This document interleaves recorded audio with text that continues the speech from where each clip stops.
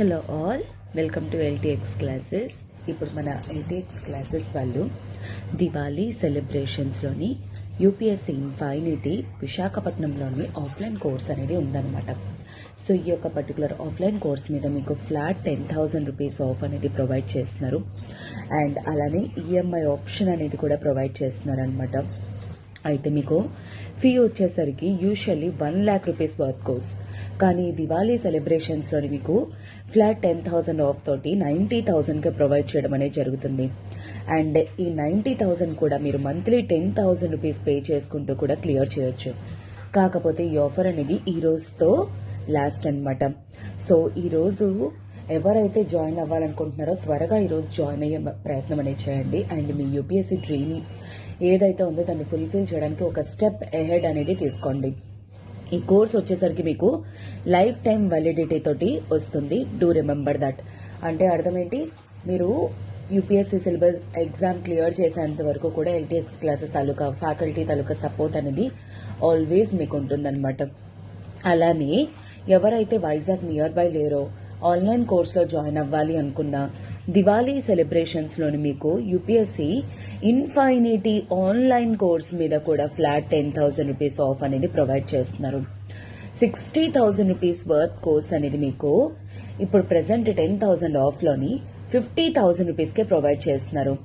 And ఈ 50,000 కూడా monthly 10,000 rupees pay చేసుకుంటూ కూడా క్లియర్ చేయొచ్చు. అయితే ఈ ఆఫర్ అనేది మీకు కేవలం 15th నవంబర్ వరకే మాత్రమే, అంటే ఈ రోజుతో లాస్ట్.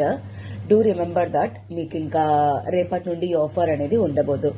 అండ్ ఈ కోర్స్ వచ్చేసరికి మీకు లైఫ్ టైం వ్యాలిడిటీతో రావడం వల్ల this really helps you.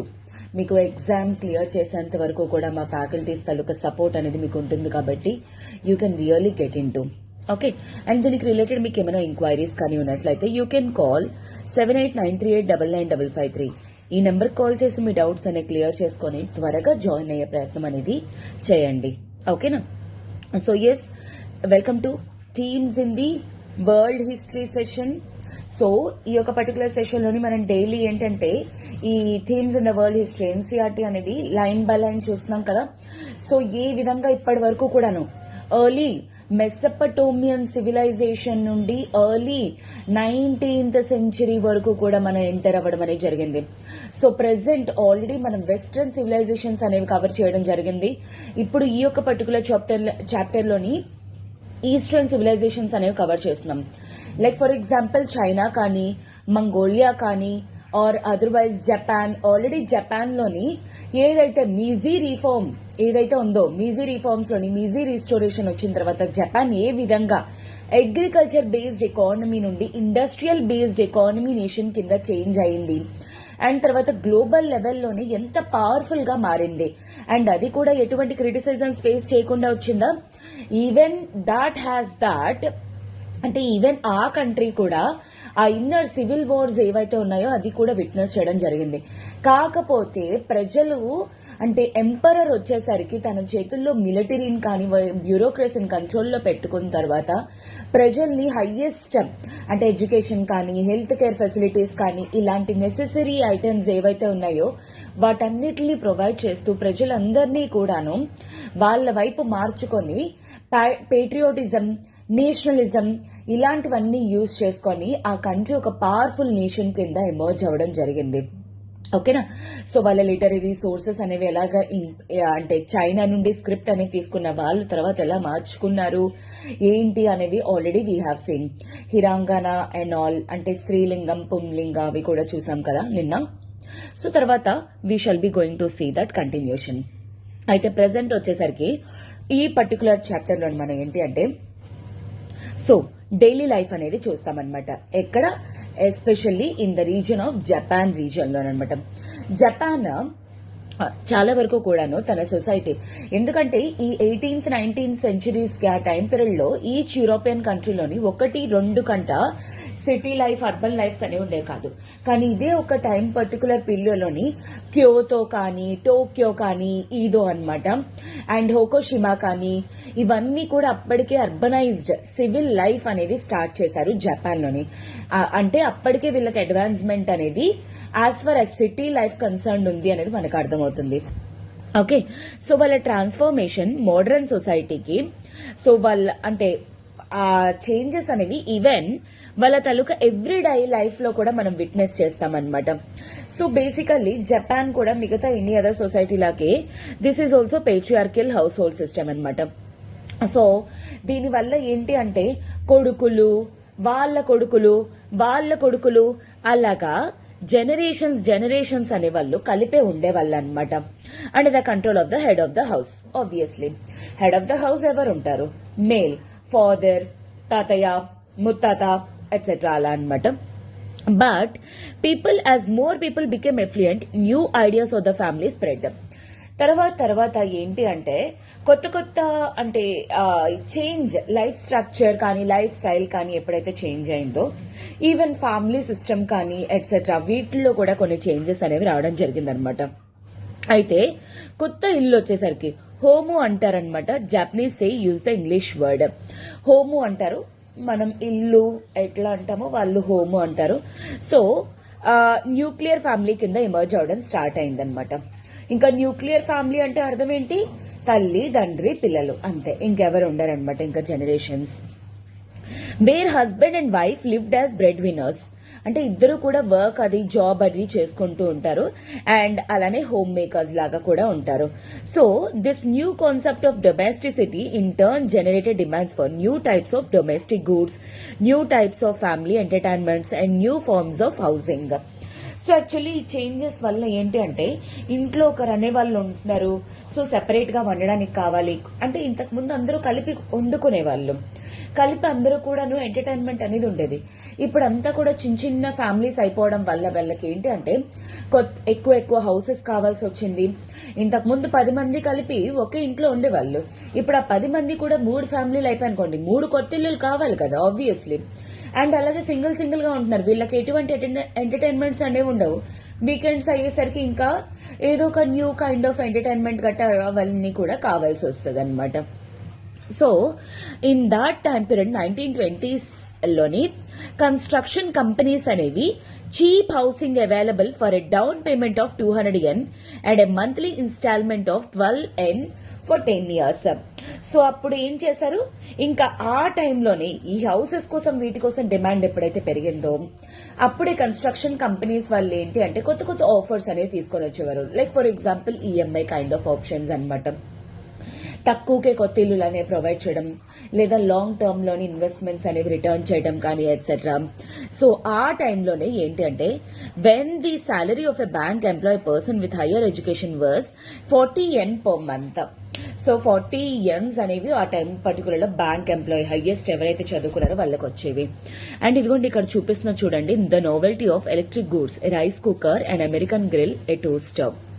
So this is the toaster and this is the rice cooker. ఆ టైంలోనే వీళ్ళకు ఉండేది. And this is like a car club, even women తాలూకా కార్ పూల్ అనమాట. So that this shows that gender equality అని చెప్పేసి మనం అనుకోవచ్చు నిజం చెప్పాలంటే. ఎస్. సో తర్వాత వచ్చేసరికి హౌ దే ఓవర్కమ్ మోడర్నిటీ. ఎందుకంటే అప్పటికే మనం చెప్పుకున్నాం కదా, చాలా వరకు కూడా కొంతమంది మోడర్న్ లైఫ్ కి, వెస్ట్రన్ థాట్స్ కి అలాగా కోరుకుంటున్నారు. కొంతమంది ఏంటి అంటే revival of their own particular culture. So ఆ విధంగా ఇది క్రిటిసిజం అనేది ఎలా ఉందో అనేది చూద్దాం.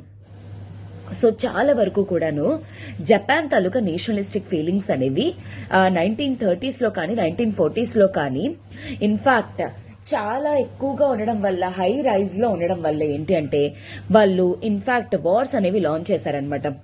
దేని మీద? చైనా మీద, మంగోలియా మీద అండ్ ఇంకొన్ని పార్ట్స్ ఆఫ్ ఏషియా కానీ. And a war that merged into the second world war after Japan attacked the USA at pearl harbour. In fact Japan వాళ్ళు ఇంకా ఏం చేశారు, యుఎస్ఏ పర్ల్ హార్బర్ మీద కూడా అటాక్ చేయడం అనేది జరిగింది. ఆ తర్వాత ఫుల్ ఫ్లెడ్జ్డ్ గా దిస్ వరల్డ్ వార్ 2 లోకి 1939 తర్వాత ఇన్ఫాక్ట్ ఎమర్జ్ అవ్వడం కూడా జరిగిందనమాట. సో ఈ యొక్క పర్టికులర్ టైం పీరియడ్ లోని సొసైటీ మీద గ్రేటర్ కంట్రోల్స్ అనేవి వాళ్ళకు ఉండేవన్నమాట. లైక్ ఫర్ ఎగ్జాంపుల్ ఎవరైనా గవర్నమెంట్ కి అపోజ్ గా మాట్లాడుతున్నా, ఎంపరర్ కి అగెయిన్స్ట్ గా మాట్లాడుతున్నా వాళ్ళని తీసుకెళ్లి క్రష్ చేసేయడం కానీ, వాళ్ళ వాయిస్ బయటికి రానివ్వకుండా చేయడం కానీ. And the formation of patriotic societies, many of them women's organization to support the war. So in fact మళ్ళీ పేట్రియార్కల్ సొసైటీ తీసుకురావడం కానీ, విమెన్ గ్రూప్ లాగా మారడం కానీ, ఎందుకంటే వార్ కి సపోర్ట్ చేయడానికి అనమాట. ఓకే, సో అదే టైం పీరియడ్ లోని 1943లోని ఓవర్కమింగ్ మోడర్నిటీ అనేది స్టార్ట్ అయిందనమాట. So this dilemma started in Japan. అంటే ఏ విధంగా వెస్ట్ తాలూకా ఫిలాసఫీని కానీ, వెస్ట్ తాలూకా పవర్ ని కానీ మనం ఓవర్కమ్ చేయాలి, అంటే దాన్ని దాటాలి అని చెప్పేసి అనమాట. Like a musician Morei Saburo posed the questions how to rescue music from the art of sensory simulation and restore it to an art of the spirit. So దాంట్లో మ్యూజిషియన్ ఒక మోరోయి సబూరో అనే క్యాండిడేట్ అనమాట. ఇన్ఫాక్ట్ అతను ఏంటి అంటే western తాలూకా music impact వల్ల, అంటే own native music ఆ ఫ్లేవర్ అనేది ఏ విధంగా పోతుంది అండ్ దాన్ని తిరిగి తీసుకురావాలంటే ఏం చేయాలి అని చెప్పేసి కూడా చెప్పడం అనేది జరిగింది అనమాట. సో కంప్లీట్ గా అతను వెస్ట్రన్ మ్యూజిక్ ని రిజెక్ట్ చేయటం లేదు, కానీ ఏ విధంగా అనుకుంటున్నారు, జాపనీస్ మ్యూజిక్ మాత్రం వెస్ట్రన్ ఇన్స్ట్రుమెంట్స్ తో యూజ్ చేసినా పర్లేదు, కానీ జాపనీస్ మ్యూజిక్ తాలూకా ఒరిజినల్ ఫ్లేవర్ ఏదైతే ఉందో ఆ ఫ్లేవర్ మాత్రం పోకూడదని చెప్పేసి అంటే అతను చెప్తున్నారనమాట. అలానే ద ఫిలాసఫర్ నిషితని కీజీ అన్నమాట మోడర్న్ ని ఏ విధంగా డిఫైన్ చేశారు, యూనిటీ ఆఫ్ 3 స్ట్రీమ్స్ అంట ఆఫ్ వెస్టర్న్ థాట్. ఏంటేంటవి, renaissance, protestant reformation and rise of natural sciences. So ఈ 3 బేసిస్ ప్రకారంగా మోడర్నిటీ అనేది స్టార్ట్ అయింది. రినైజెన్స్ అంటే ఏంటి, రీబర్త్. ప్రొటెస్టెంట్ రీఫార్మేషన్ అంటే అర్థం ఏంటి, సో ఎవరైతే చర్చ్ కి అథారిటేటివ్ గా మాట్లాడే వాళ్ళందరూ కూడా ప్రొటెస్టెంట్స్. అండ్ తర్వాత ఇంకొకరి ఏంటి, rise of a natural sciences అన్నమాట. ఎస్పెషల్లీ అంటే జియోసెంట్రిక్ థియరీ కాకుండా హీలియోసెంట్రిక్ థియరీ స్టార్ట్ అవ్వడం కానీ, ఎర్త్ అనేది స్పెరికల్ షేప్ లో ఉంటుందని హ్యుమానిజం అనేది స్టార్ట్ అవ్వడం, బయాలజికల్ సైన్సెస్ ని చదవడం ఎట్సెట్రా, ఇదంతా కూడాను స్టార్ట్ అయిందనమాట. సో జపాన్ తాలూకా మోరల్ ఎనర్జీ అనేది ఇన్ఫాక్ట్ సో కాలనైజేషన్ ని జరగకుండా, జపాన్ కాలనీ లాగా అవ్వకుండా ఉండడానికి గల చాలా వరకు హెల్ప్ చేయడంలో స్టార్ట్ అయిందనమాట. అండ్ ఒక కొత్త వరల్డ్ ఆర్డర్ క్రియేట్ చేయడంలో కూడాను ఇది చాలా రోల్ అనేది ప్లే చేసిందని చెప్తున్నారు. For this a new vision that would integrate science and religion was necessary. So అందుకోసం ఇతను ఏమంటున్నారు, మోడర్నిటీ అనేది కంప్లీట్ గా ఉండకూడదని కాదు, కాకపోతే మోడర్నిటీ అనేది ఎలా ఉండాలి, బోత్ రిలీజియన్ అండ్ సైన్స్ ఎప్పుడైతే మిక్స్ అవుతుందో అప్పుడు ప్రాపర్ మోడర్నిటీ అనేది వస్తుంది. అండ్ ఇన్ఫాక్ట్ ఫ్యూచర్ లో కూడా మనకి ఎవరు కాలనీస్ లా కాకుండా ఇన్ఫాక్ట్ జపాన్ అనేది ఒక మోర్ ఇన్ఫ్లుయెన్షియల్ పవర్ లాగా నాట్ జస్ట్ ఇన్ ఏషియా కాకుండా గ్లోబల్ లోనే one of the emerging nations లాగా అవ్వగలదని చెప్పేసి చెప్తున్నారనమాట. ఓకేనా. సో ఆ తర్వాత ఏంటి అంటే ఇన్ఫాక్ట్ World War II లోని ఆ తర్వాత ఏమైంది, దట్ హిరోషిమా నాగసాకి ఏరియాస్ మీద ఈ యుఎస్ఏ నుంచి ఆటమ్ బాంబ్స్ అనేది వేయడం జరిగింది. ఆ తర్వాత వార్ తర్వాత అటెంప్ట్ అయిపోయిన తర్వాత వీళ్ళు మళ్ళీ ఎలా పవర్ఫుల్ గా రీఇమర్జ్ అయ్యారనేది ఈ పర్టికులర్ టాపిక్ లోనే మనం చూస్తాం అనమాట. సో కొలోనియల్ ఎంపైర్ నుండి బయటికి రావడం కోసం ఇన్ఫాక్ట్ లైక్ చాలా వరకు కూడా తను చేయాల్సినవంతా కూడా చేయడం జరిగిందనమాట జపాన్ అనేది. So it has been argued that nuclear bombs were dropped on Hiroshima and Nagasaki to shorten the war. నేను ఆల్రెడీ చెప్పాను కదా, వార్ ని కట్ షార్ట్ చేయడం కోసం అని చెప్పేసి యుఎస్ఏ వాళ్ళు ఏం చేశారు, ఇన్ఫాక్ట్ అంటే ఇది యాక్సెస్ పవర్స్ వైపు అనమాట జపాన్ అనేది. వేరాజ్ ఆలిడ్ పవర్ నేషన్స్ వచ్చేసరికి దిస్ యూకే, ఫ్రాన్స్ వీళ్ళందరూ కూడాను సో ఈ వార్ ని ఎలిమినేట్ చేయడానికి, అవాయిడ్ చేయడం కోసం హిరోషిమా నాగసాకి ఏరియాస్ మీద అటామిక్ బాంబ్స్ అనేవి వేశారు. ఎందుకంటే దానికంటే ముందు జపాన్ వాళ్ళు పర్ల్ హార్బర్ ని అటాక్ చేయడం అనేది జరిగింది యుఎస్ఏ లో ఉన్నది. Okay, so but others think the immense destruction and suffering it caused were unnecessary. చాలా మంది ఏమనుకుంటున్నారు, దాని నుండి డిస్ట్రక్షన్ ఏదైతే ఉందో అది అనేది లిటరలీ డిస్కస్ చేయడం అనేది unnecessary. Under the US led occupation Japan was demilitarized and a new constitution introduced. ఎందుకంటే దీనివల్ల టోటల్ జపాన్ అంతా కూడా డీమిలిటరైజ్ అయిపోయింది. తెలుసు కదా, అంటే మిలిటరీ కానీ నేవీ కానీ అదంతా కూడాను ఎవరి కంట్రోల్లో ఉంటుంది, యుఎస్ కంట్రోల్లో ఉంటుంది ఈ రోజుకి కూడా జపాన్ కి. అండ్ అలానే ఒక కొత్త కాన్స్టిట్యూషన్ కూడా క్రియేట్ అవ్వడానికి గల కారణమైందనమాట. సో ఆ రెండు చాలా డ్రాస్టిక్ చేంజెస్ అనేవి జపాన్ లో తీసుకురావడం అనేది ఇన్ఫాక్ట్ జరిగింది. Okay, so that is what historians are mostly focusing upon. అవి పక్కన పెట్టేస్తే ఆ తర్వాత జరిగిన కాన్సిక్వెన్సెస్ అనేవి జపాన్ ఫ్యూచర్ ని మార్చడంలో చాలా క్రూషియల్ రోల్ ప్లే చేశాయని చెప్పేసి హిస్టోరియన్స్ అనే వాళ్ళు చెప్తున్నారనమాట. So this had article 19, the so called no war clause. So no war clause గురించి కాన్స్టిట్యూషన్ లో ఆర్టికల్ 9 లో మెన్షన్ చేసిందనమాట. That renounces the use of war as an instrument of state policy. So even in fact India కూడా no first use policy doctrine అలాంటివి ఉన్నాయి కదా, ఇలాంటివి వాళ్ళు కూడా. అండ్ ఇన్ఫాక్ట్ జపాన్ మీద ఎవరైనా వార్ చేయాలి అన్నా అటాక్ చేయాలన్నా ఫస్ట్ యూఎస్ ని దాటాలి. These are the clauses that has been అంటే కాన్స్టిట్యూషన్ లో మెన్షన్ చేసుకోవడం జరిగింది. ఎవరి కాన్స్టిట్యూషన్ లోని? జపాన్ తాలూకా కాన్స్టిట్యూషన్ లోని. అండ్ అలానే అగ్రేరియన్ రిఫార్మ్స్ అనేవి కూడా తీసుకురావడం జరిగింది. అండ్ ట్రేడ్ యూనియన్స్ ని ఎంకరేజ్ చేయడం జరిగింది. అండ్ అలానే zaibatsu or large monopoly houses, ఇంతకు ముందు మిత్సుబిషి అలాంటి కంపెనీస్ ఉన్నాయన్నాను కదా, అలాంటి ఇండివిజువల్ కంపెనీస్ ఏవైతే ఉన్నాయో వాటన్నిటినీ క్లోజ్ చేసి ట్రేడ్ యూనియన్స్ ని ఎంకరేజ్ చేయడం కానీ వాటన్నిటికీ కూడా జరిగిందనమాట. అంటే గ్రాస్ రూట్ లెవెల్స్ కి డెమోక్రసీ అనేది రీచ్ అవడం జరిగిందనమాట. ఓకే, సో పొలిటికల్ పార్టీస్ కూడా రివైవ్ చేయడం అనేది జరిగింది. And first post war elections వచ్చేసరికి 1946 లో జరిగింది, వేర్ ఇన్ఫాక్ట్ విమెన్ అనేవాళ్ళు ఫస్ట్ టైం ఓట్ చేయడం అనేది జరిగింది. జపాన్ లోని for the first time women ఎప్పుడు ఓట్ చేశారు?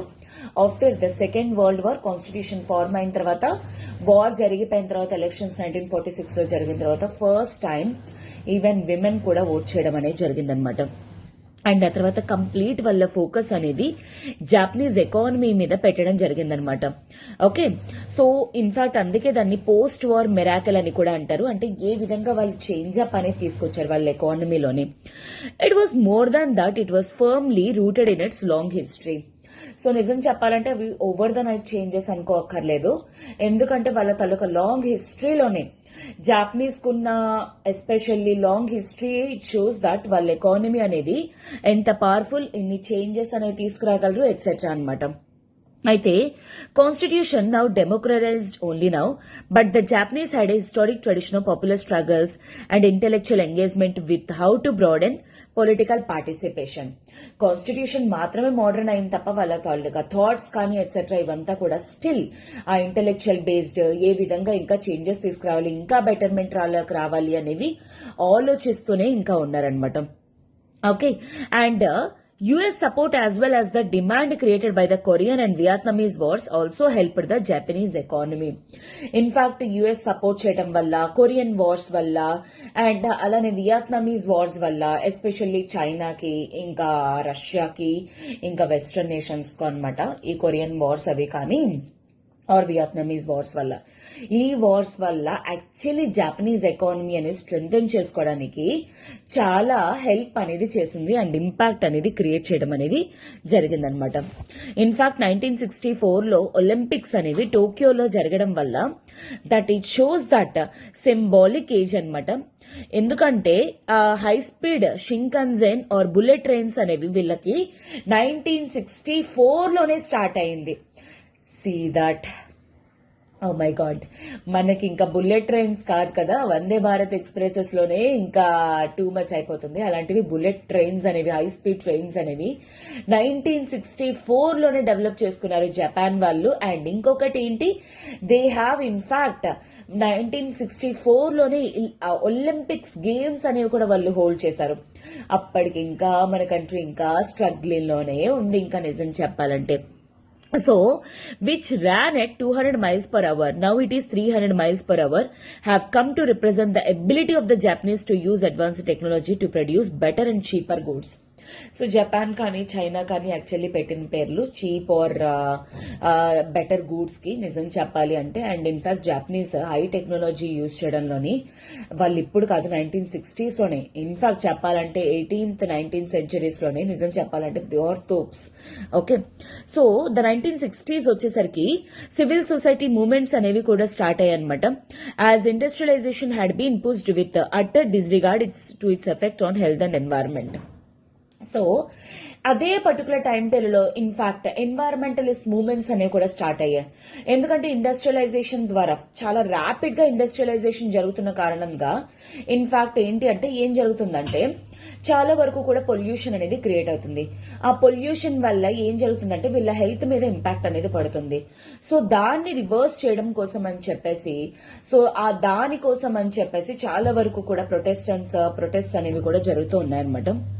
అండ్ కాడ్మియం పాయిజనింగ్ కానీ సో దానివల్ల యాక్చువల్లీ పెయిన్ఫుల్ డిసీజెస్ అనేవి వచ్చాయన్నమాట. అండ్ ఆల్సో అలాగనే మెర్క్యూరీ పాయిజనింగ్ కానీ మీనామాతాలోని, అందుకే ఈ రోజుకి కూడా మెర్క్యూరీ తాలూకా బ్యాన్ మీనామాతా కన్వెన్షన్ అని చెప్పేసి అంటారనమాట 1960s లోని. And problems caused by air pollution in the early 1970s. ఎంత ఇండస్ట్రియలైజేషన్ టెక్నాలజీ డెవలప్ అయిందో అంతే ఫాస్ట్ గా అక్కడ ఈ డిసీజెస్ ఎఫెక్ట్స్ కానీ అండ్ అలానే ఎయిర్ పొల్యూషన్ కానీ స్టార్ట్ అయిపోయిందనమాట. అండ్ గ్రాస్ రూట్ ప్రెషర్ వచ్చేసరికి recognition of these problems as well as compensation for the victims.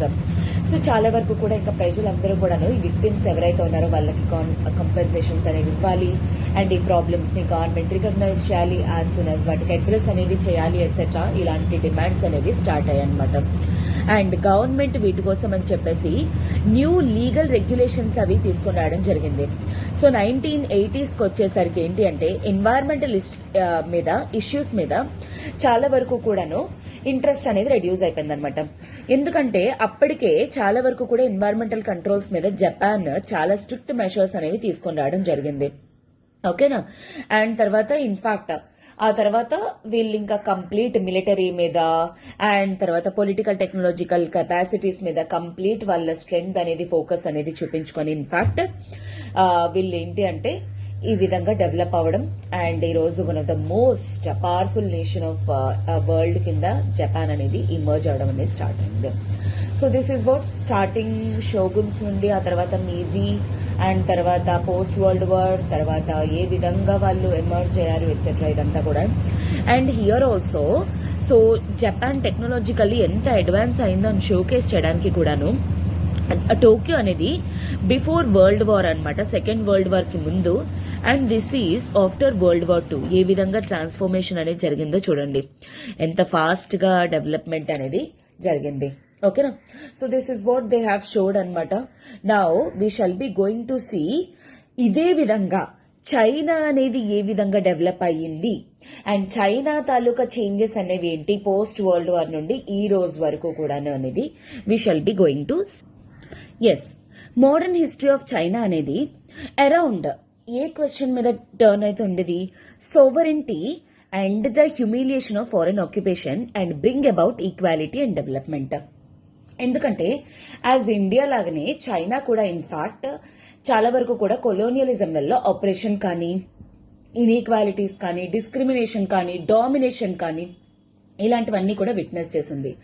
అందుకోసమే సో చైనా తాలూకా మోస్ట్ హిస్టరీ వచ్చేసరికి ఏంటి అంటే తనకంటూ తన ఓన్ పవర్స్, అదే సోవరెంటీ అండ్ అలానే ప్రజల్లో కానీ ఎట్సెట్రా పవర్స్ లో కానీ ఈక్వాలిటీ అనేది తీసుకుని రావడం కానీ అండ్ ఫారెన్ కంట్రీస్ వాళ్ళని ఏ విధంగా హ్యూమిలియేట్ అంటే ఏమంటారు అవమానించడం, ఆ అవమానాలకి ఏ విధంగా సమాధానాలు చెప్పాలి ఎట్సెట్రా ఇలాంటి వాటిపైన వాళ్ళ ఫోకస్ అనేది ఎప్పుడు కూడా ఉండిందనమాట.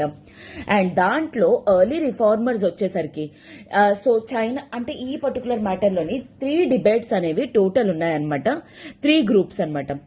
దాంట్లోని ఎర్లీ రిఫార్మర్స్ వచ్చేసరికి like for example Kang UV కానీ ఆర్ లియాంగ్ విచావో కానీ వీళ్ళందరూ కూడాను ట్రెడిషనల్ ఐడియాస్ అనేవి న్యూ మెథడ్స్ లోని న్యూ డిఫరెంట్ వేస్ లోని యూజ్ చేయాలనుకున్నారు, ఏదైతే వెస్ట్ అనేది ఛాలెంజెస్ పోస్ట్ చేస్తుందో. సో నేను ఇది మీకు ఎగ్జాంపుల్ ఇస్తాను. లైక్ ఇండియాలోని కూడాను వెస్టర్న్ డామినేషన్ ని మనం కూడా అపోజ్ చేయడానికి మనకి కూడా 3 డిఫరెంట్ గ్రూప్స్ అనేవి ఉన్నాయి. ఏంటంటే ఆ గ్రూప్స్ మోడరేట్స్, ఎక్స్ట్రీమిస్ట్స్, అలానే గాంధీయిజం. సో మోడరేట్స్ అనేవాళ్ళు ప్రేయర్స్, పిటిషన్స్ ద్వారా ఏంటి మనకి నేషనలిజం కానీ ఆర్ అదర్వైజ్ మనకి ఇండిపెండెన్స్ రావాలని ఆలోచించేవాళ్ళు. వేరేజ్ ఎక్స్ట్రీమిస్ట్ వాళ్ళు ఏంటి radical ideas, radical thoughts. Gandhiji గారు వచ్చేసరికి ఏంటి కంప్లీట్లీ డిఫరెంట్ పాత్, అదే ట్రూత్, నాన్ వయలెన్స్, ప్రొటెస్టెన్స్ ఎట్సెట్రా ఇలాంటివి. And community taluka especially people participation తోటి ఏదైనా జరుగుతుంది అని చెప్పేసి ఫాలో అయ్యేవారనమాట. అదే విధంగా ఈవెన్ చైనా వాళ్ళు కూడాను ఆ వెస్ట్రన్ తాలూకా ఐడియాస్ ని ఇన్ఫాక్ట్ ఆర్ వెస్ట్రన్ డామినేషన్ ని అప్రెస్ చెయ్యాలి అంటే దానికోసమని 3 గ్రూప్స్. అందులోనే వచ్చేసరికి ఫస్ట్ గ్రూప్ ఏంటి, ఎర్లీ రిఫార్మర్స్ అన్నమాట. అండ్ సెకండ్ వచ్చేసరికి ఏంటి అంటే రిపబ్లికన్ రివల్యూషనరీస్ అనమాట. సన్ యత్ సేన్ కానీ, అంటే in fact first president of the republic అనమాట, were inspired by ideas from Japan and the west. వీళ్ళ తాలూకా అంటే సన్ యత్ సేన్ తాలూకా థాట్స్ కానీ ఐడియాస్ కానీ ఎక్కడి నుండి తీసుకోవడం జరిగింది, జపాన్ నుండి వెస్ట్ నుండే తీసుకోవడం జరిగింది. ఎందుకంటే Japan has used revolutionary things అనమాట కొలోనియలిజం జరగకుండా ఉండడానికి. అండ్ థర్డ్ గ్రూప్ వచ్చేసరికి కమ్యూనిస్ట్ పార్టీ ఆఫ్ చైనా అనమాట. wanted to end age-old inequalities and drive out the foreigners. So early reformers and ఇంకొకరెవరు republican revolutionaries, third but not least communist party of China అన్నమాట. So this CPC అన్నమాట. ఈ విధంగా వీళ్ళు ముగ్గురు కూడాను different parts or గట్ట ఫేస్ చేశారు. బట్ ఫైనల్లీ ఇమర్జ్ అయిన వాళ్ళు ఎవరు, సన్ యత్ సెన్ గ్రూప్ అనమాట. అందుకోసమే he was the first president అనమాట. రిపబ్లిక్ అనేది అంటే చైనా అనేది ఇండిపెండెన్స్ వచ్చిన తర్వాత ఫస్ట్ ప్రెసిడెంట్ కింద సన్ యత్ సెన్ స్టార్ట్ అవ్వడం అనేది జరిగింది. అయితే మోడర్న్ చైనా అనేది ఎప్పుడు స్టార్ట్ అయింది, 16th and 17th centuries లో అనమాట. When Jesuit missionaries introduced western sciences such as astronomy and mathematics. ఈ వెస్ట్రన్ వాళ్ళు ఎప్పుడైతే ఈ మ్యాథమెటిక్స్ కానీ సైన్స్ కానీ ఎప్పుడైతే స్టార్ట్ చేశారో ఆ యొక్క పర్టికులర్ టైం పీరియడ్ లోని 16th-17th centuries లోని ఈ మోడర్న్ చైనాకి అంటే లేయింగ్ స్టోన్ ఏదైతే ఉందో అది స్టార్ట్ అవ్వడం అనేది జరిగింది. అఫ్ కోర్స్ ఆ టైంలో పర్టికులర్లీ లిమిటెడ్ ఉన్నా సరే ఏంటంటే ఆ తర్వాత స్లోగా కొన్ని ఈవెంట్స్ వల్ల యాక్చువల్లీ ఏంటంటే 19th centuryలో ఒకేసారి ఒక గ్రేట్ ఇంపాక్ట్ అనేది రావడం జరిగింది. అది ఎప్పుడంటే when Britain used force to expand it's ల్యూక్రేటివ్ trade in opium trading to the first opium war అన్నమాట. సో ఈ ఓపియం ని ఏ విధంగా యూజ్ చేసుకుందాం, ట్రేడ్ చేసుకుందాం అని యూకే ఎప్పుడైతే ట్రై చేసిందో దాంతో ఒకేసారి చేంజ్ అనేది రావడం జరిగింది. That led to opium wars అన్నమాట. అది ఏ టైం పీరియడ్ లోని 1839 నుండి 1842 వరకు అన్నమాట. సో దీని వల్ల యాక్చువల్లీ కింగ్ డైనాసిటీ అప్పటి వరకు కూడాను కింగ్ డైనాసిటీ అనేది చైనాలోని రూలింగ్ లో ఉండేది. సో దాని తాలూకా ఆపరేషన్ అనేది అప్పుడే స్టార్ట్ అవడం అనేది జరిగింది. అండ్ రీఫార్మ్ అండ్ చేంజెస్ అనేవి చైనాలోని కొత్త చేంజెస్ అనేవి తీసుకొని రావాలి అనేది చెప్పే డిమాండ్ అనేది ప్రజల్లో స్టార్ట్ అవడం అనేది జరిగిందనమాట. In fact this is what shows the opium trade అనమాట. So the demand for Chinese goods, టీకి కానీ సిల్క్ కానీ పోర్సిలిన్ కానీ యాక్చువల్లీ చాలా వరకు కూడా బ్యాలెన్స్ ఆఫ్ ట్రేడ్ ప్రాబ్లం అనేది క్రియేట్ చేసేది యూకే తోటి. అందుకే ఈ వెస్ట్రన్ గూడ్స్ వీళ్ళ మార్కెట్ అనేది చైనాలో లేదు. సో పేమెంట్ అనేది ఈదర్ సిల్వర్ లో కానీ ఎట్సెట్రా వీటిలో చేయాలి. దానివల్ల వీళ్ళకి చాలా ప్రాబ్లమ్స్ అనేవి వస్తాయి. కాబట్టి సో వాళ్ళు కొత్త వే అనేది కనుక్కున్నారు. అదే ఏంటి, ఓపియం ట్రేడ్ అన్నమాట. ఈ ఓపియం అనేది ఇండియాలోని ఎక్కువగా కూడా పండుతూ ఉండేది. సో వాళ్ళు ఓపియం అనేది చైనాలో అమ్మి అండ్ సిల్వర్ అనేది ఇచ్చుకుంటూ వాళ్ళు ఏంటి అంటే వీళ్ళకి లెటర్స్ ఆఫ్ క్రెడిట్ అవన్నీ తెచ్చుకొని చైనా తోటి ట్రేడ్ చేసుకునే వాళ్ళు. సో దాన్ని ఏ విధంగా ఆపాలి అని చెప్పేసి వార్స్ అనేవి చైనా వాళ్ళు యాక్చువల్లీ యూకే వాళ్ళతో చేయడం అనేది జరిగింది. సో ఆ టైంలోనే ఇంకా కింగ్ రూల్స్ అవన్నీ కూడా వేస్ట్ అని చెప్పేసి ఈ జపాన్ ని అప్పటికే ఇంకా చాలా కంట్రీస్ ని వెస్ట్ ని చూసిన తర్వాత మనలో కూడా ఇండిపెండెన్స్ అనేది ఉండాలి, సోవరెంటీ ఉండాలి అని చెప్పేసి డిఫరెంట్ ఐడియాలజీస్ అనేవి స్టార్ట్ అవడం అనేది జరిగిందనమాట. ఓకేనా. సో దాంట్లోని కింగ్ రిఫార్మర్స్ వచ్చేసరికి క్యాంగ్ యూవి ఆర్ లియాంగ్ కిచావో ఏంటి అంటే సో వాళ్ళు ఎగ్జిస్టింగ్ సిస్టమ్ ఏదైతే ఉందో దాన్ని స్ట్రెంథన్ చేయాలి అండ్ పాలసీస్ అనేవి మోడర్న్ అడ్మినిస్ట్రేటివ్ సిస్టమ్ వైపు మార్చాలి అని చెప్పేసి అనుకున్నారనమాట. అండ్ దానికోసమే ఒక కొత్త ఎడ్యుకేషనల్ సిస్టమ్ కానీ కొత్త ఆర్మీ అనేది అండ్ లోకల్ అసెంబ్లీస్ అనేవి కూడా క్రియేట్ చేయాలి. సో దట్ కాన్స్టిట్యూషనల్ గవర్నమెంట్ అనేది క్రియేట్ అవుతుంది. అప్పుడే ప్రజలకి ఈ కింగ్ డైనాసిటీ మీద నమ్మకం అనేది ఉంటుంది. వీళ్ళే ఎర్లీ రిఫార్మర్స్ అంటారు. ఈ కింగ్ లిచావో కానీ లియాంగ్ కిచావో కానీ క్యాంగ్ యూవి కానీ. Okay. So they saw the need to protect China from colonisation. Colony వల్ల అంటే ఈ కొలోనియలిజం వల్ల చైనా తాలూకా రిసోర్సెస్ అనేవి చాలా వరకు కూడా లూట్ అయిపోవడం అనేది జరుగుతుంది. సో దీనివల్ల వీళ్ళ ట్రేడ్ ఎంత లాస్ అవుతుంది, పీపుల్ కూడా ఎంత లాస్ అవుతున్నారు, హ్యూమిలియేషన్ అండ్ ఇన్ఫాక్ట్ యూత్ అనే వాళ్ళు ఓపియం వల్ల ఎంత ఎఫెక్ట్ అయిపోతున్నారు అనేది ఆలోచించి వీళ్ళు ఏంటి అంటే ఖచ్చితంగాను కాలనైజేషన్ అనేది ఇంకా ఎండ్ చెయ్యాలి అని చెప్పేసి చాలా సీరియస్ గా ఆలోచించడం అనేది జరిగిందనమాట. అయితే the negative example of colonized countries worked powerfully on Chinese thinkers అన్నమాట. The partition of Poland in the 18th century was a much discussed example. So Poland, Europe లోని పోలాండ్ ఎప్పుడైతే పార్టిషన్ అయిపోయిందో సో దాన్ని ఎగ్జాంపుల్ కింద చైనా వాళ్ళు ఇంకా తీసుకోవడం జరిగింది. ఎందుకంటే అప్పటికే వీళ్ళకి ఎడ్యుకేషన్ గట్టా అదంతా తీసుకొని రావాలని చెప్పేసి హైలీ డిసైడ్ అవ్వడం అనేది జరిగింది. సో ఆ టైంలోని 1890s లోని టు పోలాండ్ అజ్ బోలన్ వో అని చెప్పేసి ఒక కొత్త స్లోగన్ అనేది స్టార్ట్ చేశారు. అంటే పోలాండ్ ఏదైతే జరిగిందో అదే చైనాలో కూడా జరగాలి అని చెప్పేసి. అండ్ అలానే ఇండియా కూడా వాళ్ళకి ఎనదర్ ఎగ్జాంపుల్ అన్నమాట. ఏ విధంగా 1903లో the thinker Liang Qichao who believed that only by making people aware that China was a nation would they be able to resist the west wrote that India was a country that was destroyed by a non-country that is the East India Company. So king Liang Qichao ఏమనుకున్నారంటే ప్రజల్ని ఎప్పుడైతే involve అనేది చేస్తామో, ప్రజలకు ఎప్పుడైతే China తాలూకా power or great అనేది ఎప్పుడైతే తెలుస్తుందో అప్పుడే వెస్ట్ తాలూకా డామినేషన్ ని మనం కంట్రోల్ చేయగలము అని చెప్పేసి బిలీవ్ చేసేవాళ్ళు అనమాట. అండ్ దానికోసమే వీళ్ళు ఇంకొక ఎగ్జాంపుల్ ఏంటి, ఇండియాని తీసుకునేవాళ్ళు. సో ఒక కంట్రీ అనేది ఒక కంపెనీ ద్వారా ఏ విధంగా డిస్ట్రాయ్ అయిపోయింది అని చెప్పేసి ఇంకా షోకేస్ చేయడం అనేది జరిగిందనమాట. అండ్ ఇన్ఫాక్ట్ ఇండియన్స్ ని తను క్రిటిసైజ్ చేయడం అనేది జరిగింది for being cruel to their own Indian people and subservient to the British. ఎందుకంటే అప్పటికే మనకే గొడవలు అండ్ బ్రిటిషర్స్ కి మనమే సపోర్ట్ చేసేవాళ్ళం. So see for example Maratha wars తీసుకోండి ఆర్ అదర్వైజ్ కర్ణాటిక్ వార్స్ తీసుకోండి అండ్ వెస్ట్ బెంగాల్ లో వార్స్ తీసుకోండి. ఈ వార్స్ మైసూర్ వార్స్ అవనియండి, వీటన్నిటిలోని కూడాను ఎవరెవరికి ద్రోహం చేసుకున్నారు, ఇండియన్స్ కే ద్రోహం చేసుకోవడం అనేది జరిగింది. సో దాన్ని ఎగ్జాంపుల్ కింద చూపించి చాలా వరకు కూడాను ఈ ఎర్లీ రిఫార్మర్స్ ఎవరైతే ఉన్నారో ఇండియన్స్ ని క్రిటిసైజ్ చేయడం అనేది జరిగింది. యాక్చువల్లీ బ్రిటిషర్స్ వాళ్ళకి హెల్ప్ చేసింది ఇండియన్సే, మన ప్రజల్ని మోసం చేసుకునేది కూడా మనమే. అప్పటికి వీళ్ళకి ఎవడి స్వార్థాలు వాళ్ళకి ఇండియాలోని. Such arguments carried a powerful appeal as ordinary Chinese could see the British used Indian soldiers in their wars on China. పోనాడు చెప్తుంది ఏమైనా రాంగ్ గా ప్రజలు అనుకోవడానికి? No, that is correct. ఎందుకంటే ఇండియన్స్ ని ఏ విధంగా వాళ్ళు చైనీస్ వార్స్ కి అగేన్స్ట్ గా యూజ్ చేసుకున్నారు అనేది సో ఆ పీపుల్ కి తెలుస్తుంది. అండ్ ఇలాంటి అపీల్స్ అనేవి యాక్చువల్లీ ప్రజల్ని చాలా అట్రాక్ట్ చేయడం అనేది జరిగింది. సో దాని ద్వారా వాళ్ళకి నేషనలిజం అనేది క్రియేట్ అయిందనమాట. ఎవరికి? చైనా. మనకి గాంధీ గారు వచ్చినంత వరకు కూడా మనలో నేషనలిజం క్రియేట్ అవ్వలేదు. అండ్ అప్పటికి కూడా నిజం చెప్పాలంటే ఇంకా కొంతమంది ఇంకా బ్రిటిషర్స్ కి సపోర్ట్ చేసిన వాళ్ళు ఉన్నారనమాట. నిజం చెప్పాలంటే అప్పటికి ప్రిన్స్లీ స్టేట్స్.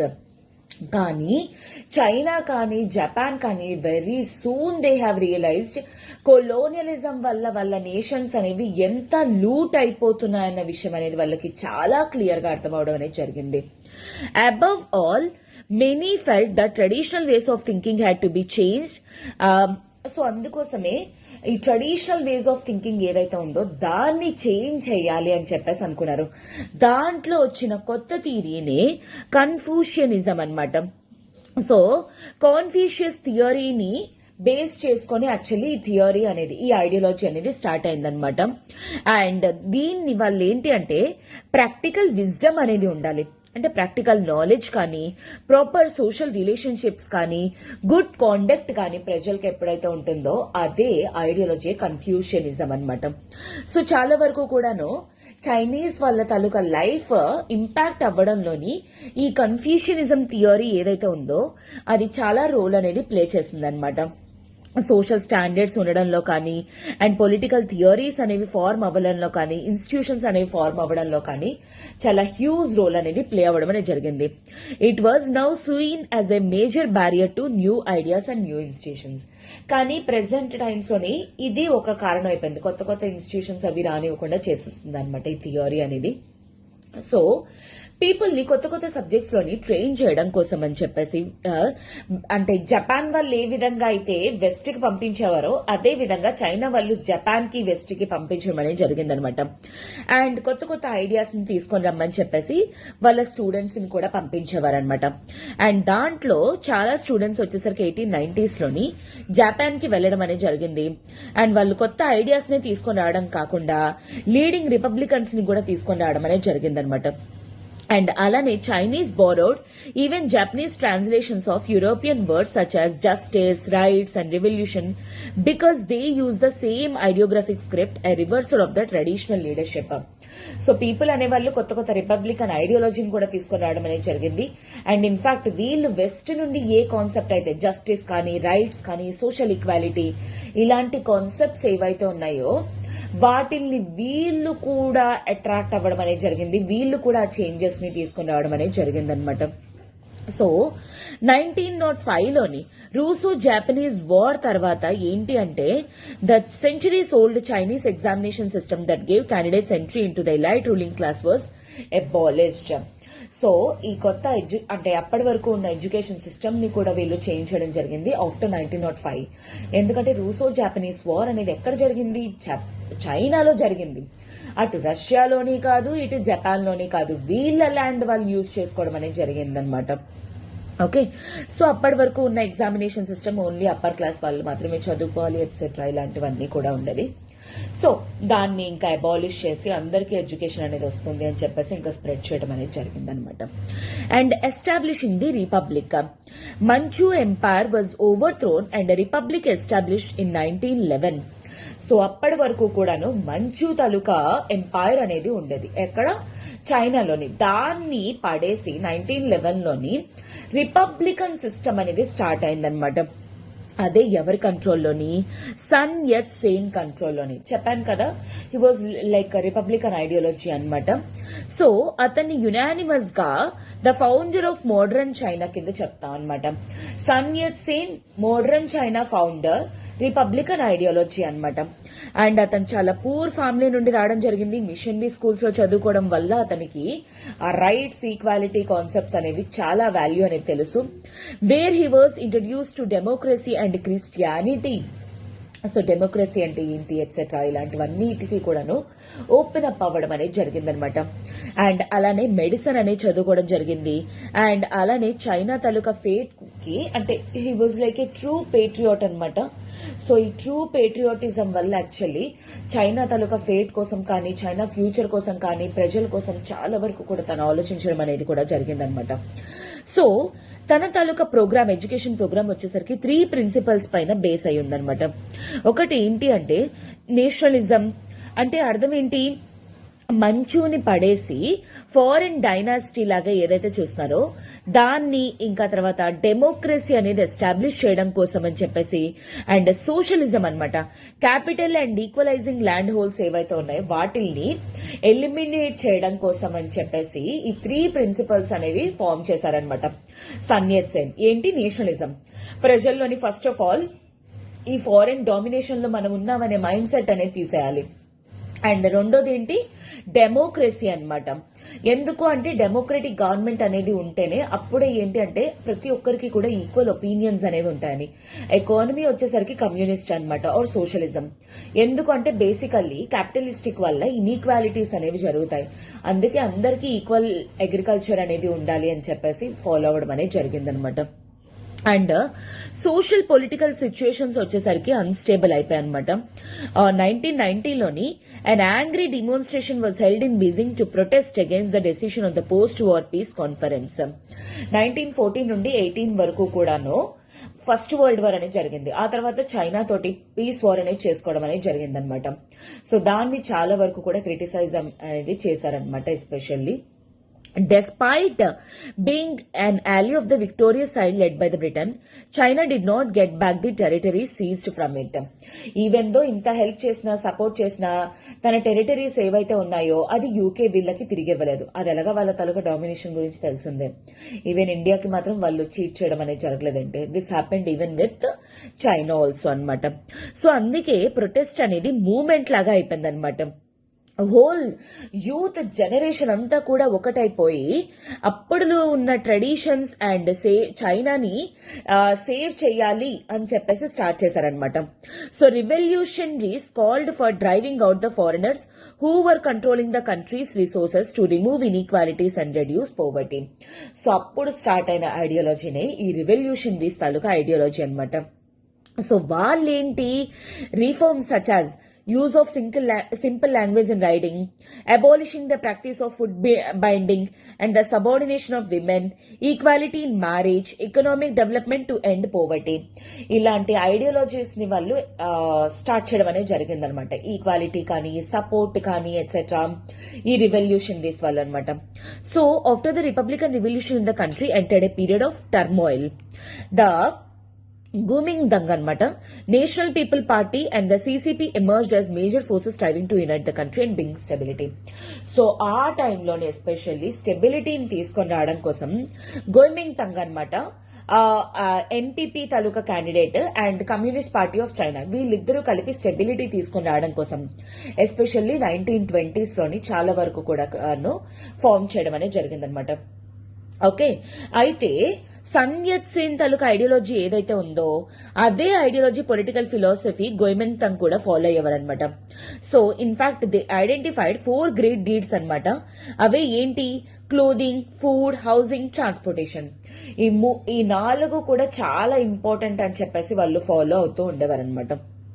ఆ తర్వాత సన్ యత్ సేన్ చనిపోయిన తర్వాత చియాంగ్ కై షెక్ అనే వాళ్ళు leader of Kuomintang as he launched a military campaign to control the warlords, region leaders who had usurped authority and to eliminate the communist ని eliminate చేయడానికి and total మళ్ళా ఏదైతే instability ఉందో దాన్ని మళ్ళా తీసుకొని రావడం కోసం మేజర్ రోల్ ప్లే చేసిన క్యాండిడేట్ ఎవరు? చియాంగ్ కై షెక్ అనమాట. ఇన్ఫాక్ట్ అతను కూడా Republican ideology sun Yat Sen తర్వాత అనమాట అండ్ గోమింగ్తంగ్ లీడర్ కూడా అనమాట. And advocated secular and rational this worldly Confucianism but also sought to militarize the nation. కానీ at the same time peace, good conduct ఏదైతే ఉందో దాంతో పాటు మిలిటరీ అనేది కూడా స్ట్రెంథెన్ చేసుకోవాలి అని చెప్పేసి బిలీవ్ చేసేవాళ్ళు ఎవరు? చియాంగ్ కై షెక్ అనమాట. And the people, he said, must develop a habit and instinct for unified behavior కోసం. అండ్ అతను ఏంటి అంటే విమెన్ ని కూడా ఎంకరేజ్ చేయడం జరిగింది ఈ 4 వర్చ్యూస్ అనేవి నేర్చుకోవడం కోసం. చేస్టిటీ కానీ, అపియరెన్స్ కానీ, స్పీచ్ కానీ, వర్క్ కానీ, ఈ 4 మెన్ కి ఎంత అయితే ఇంపార్టెంట్ విమెన్ కి కూడా అంతే ఇంపార్టెంట్ అని చెప్పేసి స్ప్రెడ్ చేయడం అనేది జరిగిందనమాట. And recognize their role as confined to the household. Even the length of home lines were prescribed. Okay, not just to the homes ఏ కాకుండా బయటికి కూడా ఇంకా రావాలి ఎట్సెట్రా ఇలాంటి ఐడియాలజీ అంతా కూడా స్ప్రెడ్ అవడం అనేది జరిగింది. ఓకేనా? So with this we shall end up this session for today. Tomorrow we shall continue because as this is a very much long session. Already Japan అనేది మనం క్లోజ్ చేయడం అనేది జరిగింది. చైనా కూడాను ఏ విధంగా కింగ్ డైనాసిటీ తర్వాత మంచి ఎంపైర్ పడిపోయిన తర్వాత Sun Yat Sen ideology, republican government కానీ ఆర్ అదర్వైజ్ తర్వాత ఇప్పుడు ఏ విధంగా communist party China and Kuomintang the role of this Chiang Kai Shek కానీ సన్ యత్ సేన్ కానీ ఇవన్నీ ఆల్రెడీ చూడటం జరిగింది. So tomorrow we shall continue the same thing. Okay, till then have a good day students, all the very best for your preparation. And గుర్తుపెట్టుకోండి NCERT అనేది each word కానీ మీరు గుర్తుపెట్టుకున్నట్లయితే literally prelims కానీ mains కానీ అవి మీరు సింపుల్ గా clear చేయగలరు. అండ్ అలానే ఎన్సీఆర్టీస్ అనేవి మన బేసిక్ స్ట్రెంథెన్ చేసుకోవడంలోని చాలా చాలా క్రూషియల్ రోల్ అనేది చేస్తుంది. Okay, so yes this is it for today students. అండ్ గుర్తుపెట్టుకోండి ఈ రోజుతో మన దివాళీ సెలబ్రేషన్స్ అయిపోతున్నాయి.